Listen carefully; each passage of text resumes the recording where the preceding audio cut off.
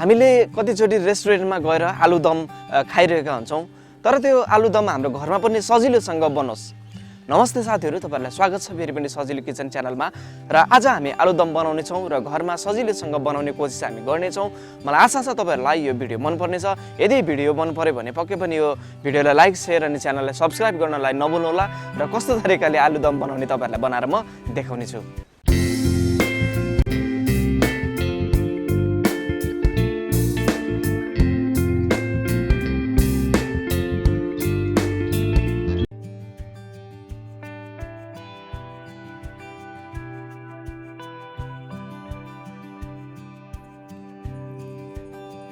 आलुदमको लागि मैले मसला तयार गर्न गइरहेको छु, जसमा मैले सौफ राखेँ र त्यसमा मैले जिरा र धनिया पनि राखिदिएको छु।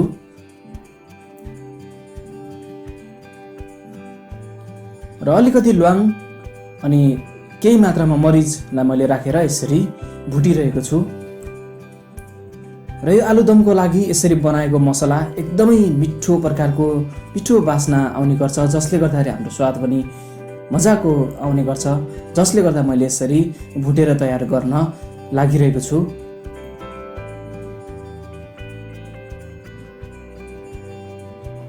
र हल्का यो धुवा आउन थालिसकेपछि यो मसला तयार भयो। अब मिक्सरमा यसलाई राखिदिउँ। यदि तपाईँहरूको घरमा मिक्सर उपलब्ध भएन भने तपाईँहरूले धुलो मसलालाई पनि प्रयोग गर्न सक्नुहुन्छ। र यसरी मसला राखिसकेपछि अब यसलाई पिसिदिउँ। र यसरी हामी पिस्नुपर्छ।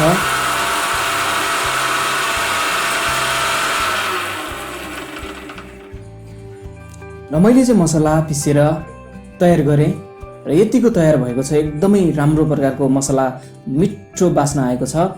र यो दही हो। दहीमा मैले यसरी यो रातो खुर्सानीको धुलोलाई राखिदिएको छु। र अघि हामीले तयार गरेको मसला थियो, त्यो मसला यसमा राखिदिउँ। र यसलाई चाहिँ अब हामीले मिक्स गरिदिनुपर्छ। यो दहीमा चाहिँ यो मसलाहरू सबै राम्रोसँग मिक्स हुनुपर्छ र त्यही भएर यस्तो तरिकाले नै मिक्स गर्दै गर्दै जानुहोला।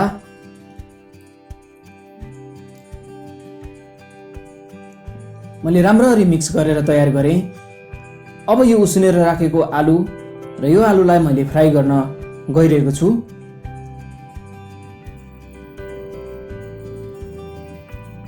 एउटा भाँडा बसालौँ र त्यो भाँडामा अलिकति तेल राखिदिउँ।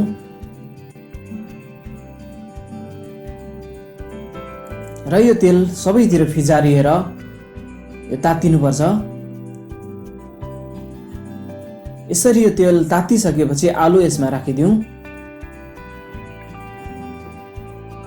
जति तयार हामीले आलु गर्दैछौँ र सबै आलु यसरी राखिदिनु पर्यो। र यसपछि चाहिँ हामी यो सिन्काको सहायताले हल्कामा घोच्दै यो पाल हल्का बनाउँदै जाउँ, जसले गर्दाखेरि पछि हामीलाई मसला राख्दाखेरिमा मिठो स्वाद यसमा बन्नेछ र मसलाहरू पनि भित्रसम्म जान्छ, जसले गर्दाखेरि र स्वादिलो पनि बन्नलाई मद्दत गर्नेछ। र यो आलुलाई फ्राई गर्नको लागि सबैतिर बिस्तारै चलाउँदै अल्टाइ पल्टाइ चलाउँदै फ्राई गरिदिनुपर्छ।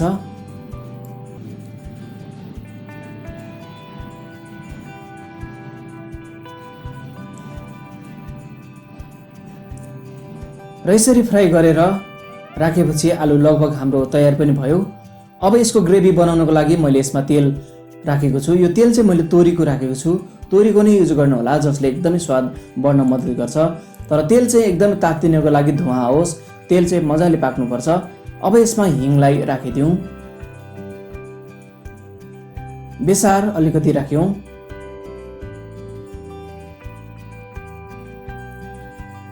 अलिकति पिरो बढाउनको लागि हरियो खुर्सानी पनि मैले राखिदिएको छु। र अदुवा लसुनलाई पनि मैले खलमा कुटेर राखेँ। यी सबै सामग्रीहरूलाई बिस्तारै चलाउँ।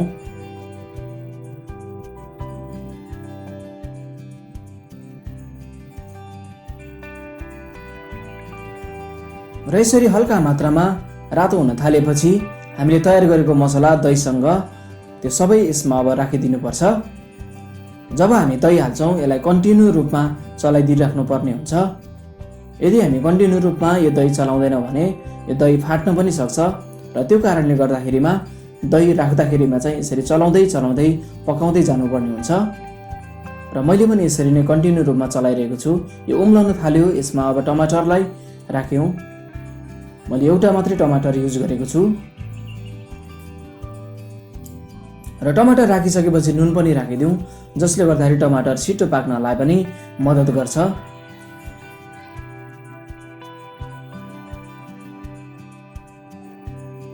र यसरी ग्रेभी लगभग हाम्रो तयार भइरहेको पनि छ। मैले यसलाई 5 मिनट जति चलाउँदै पकाएँ र आवश्यकता अनुसार पानी पनि राखिदिउँ। र यसरी पानी राखिसकेपछि यसलाई पनि चलाइदिनुपर्छ।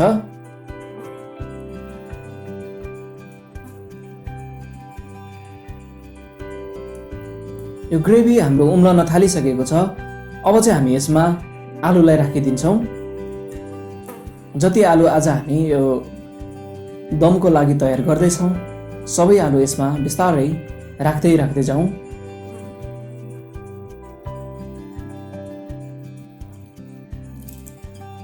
र यो आलुलाई बनाइएको ग्रेभीमा सबैतिर लागोस् भनेर यसरी बिस्तारै चलाउँदै जानुपर्छ। अब यसलाई हामी ढकनीले छोपिदिनेछौँ, जसले गर्दाखेरि चाहिँ यसमा दम आओस्। लगभग मैले 15 मिनट जति यसरी छोपेर पकाएँ।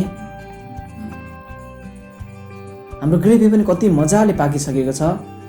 यो तेल पनि मजाले माथि आएको छ, यसको मतलब यो ग्रेभी पनि पाक्यो। र मैले यो आलुलाई चाहिँ यसरी फोडिदिएको छु। मसिनो टुक्रा 1-2वटालाई मात्रै बनाऊ, जसले गर्दा हाम्रो ग्रेभी बाक्लो पनि हुन मद्दत गर्छ र यो आलुको स्वाद यसरी गर्दाखेरि अलिकति झनै बढेर पनि आउँछ।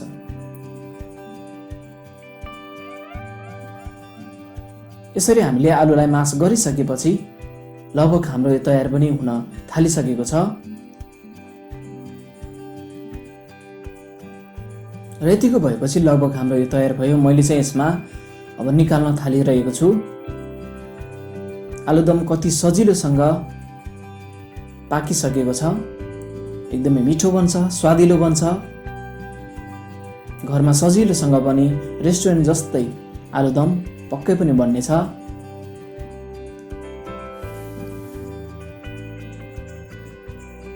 र यस्तो तरिकाले यो आलुदम हाम्रो घरमा सजिलोसँग कति मजाले बनेको छ।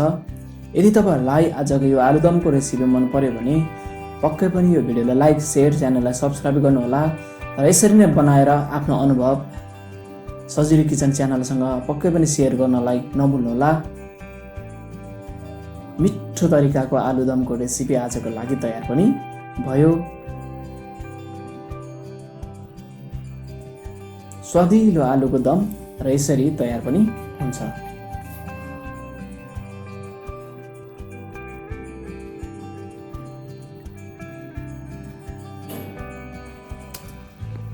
र आज तपाईहरुको बीचमा बनाइएको यो आलुदमको रेसिपी कस्तो लाग्यो? यदि यो रेसिपी मन पर्यो भने पक्कै पनि यो भिडियोलाई लाइक, शेयर अनि च्यानललाई सब्स्क्राइब गर्नलाई नभुल्नुहोला। तपाईहरुको बीचमा अर्को नयाँ एउटा भिडियो फेरि पनि लिएर आउने छु। तबसम्मको लागि नमस्ते।